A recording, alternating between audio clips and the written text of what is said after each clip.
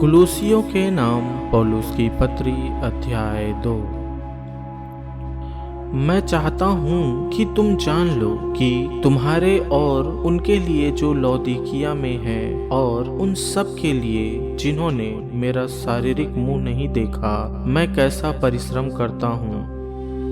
ताकि उनके मनों में शांति हो और वे प्रेम से आपस में गठे रहें और वे पूरी समझ का सारा धन प्राप्त करें और परमेश्वर पिता के भेद को अर्थात मसीह को पहचान लें, जिसमें बुद्धि और ज्ञान के सारे भंडार छिपे हुए हैं। यह मैं इसलिए कहता हूँ कि कोई मनुष्य तुम्हें लुभाने वाली बातों से धोखा ना दे। यद्यपि मैं शरीर के भाव से तुमसे दूर हूँ, तो भी आत्मिक भाव से तुम्हारे निकट हूँ और तुम्हारे व्यवस्थित जीवन को और तुम्हारे विश्वास की जो मसीह में है दृढ़ता देखकर प्रसन्न होता हूँ। अतः जैसे तुमने मसीह यीशु को प्रभु करके ग्रहण कर लिया है, वैसे ही उसी में चलते रहो और उसी में जड़ पकड़ते और बढ़ते जाओ, और जैसे तुम सिखाए गए वैसे ही विश्वास में दृढ़ होते जाओ और अधिकाधिक धन्यवाद करते रहो।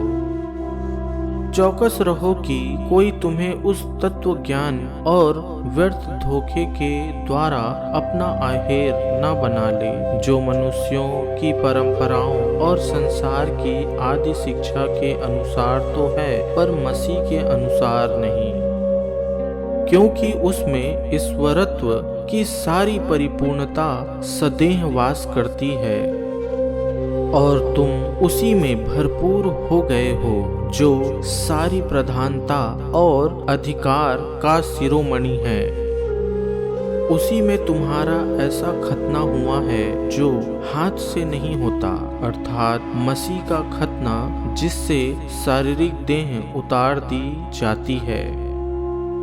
और उसी के साथ बपतिस्मा में गाड़े गए और उसी में परमेश्वर की सामर्थ पर विश्वास करके जिसने उसको मरे हुओं में से जिलाया, उसके साथ जी भी उठे।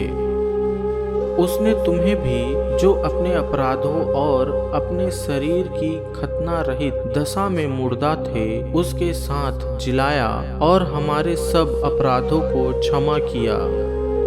और विधियों का वह लेख जो हमारे नाम पर और हमारे विरोध में था मिटा डाला और उसे क्रूस पर कीलों से जड़कर सामने से हटा दिया है। और उसने प्रधानताओं और अधिकारों को ऊपर से उतार कर उनका खुल्लम खुल्ला तमाशा बनाया और क्रूस के द्वारा उन पर जय जयकार की ध्वनि सुनाई। इसलिए खाने पीने या पर्व या नए चांद या शब्द के विषय में तुम्हारा कोई फैसला ना करे, क्योंकि ये सब आने वाली बातों की छाया है, पर मूल वस्तुएं मसीह की हैं। कोई मनुष्य आत्महीनता और स्वर्गदूतों की पूजा करा के तुम्हें दौड़ के प्रतिफल से वंचित न करे। ऐसा मनुष्य देखी हुई बातों में लगा रहता है और अपनी शारीरिक समझ पर व्यर्थ फूलता है और उस शिरोमणि को पकड़े नहीं रहता, जिससे सारी देह जोड़ों और पट्टों के द्वारा पालन पोषण पाकर और एक साथ गठकर परमेश्वर की ओर से बढ़ती जाती है। जबकि तुम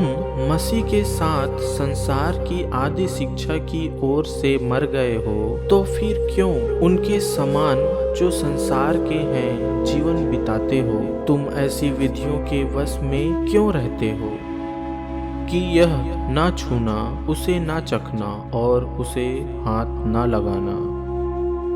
ये सब वस्तुएं काम में लाते लाते नष्ट हो जाएंगी, क्योंकि ये मनुष्यों की आज्ञाओं और शिक्षाओं के अनुसार है।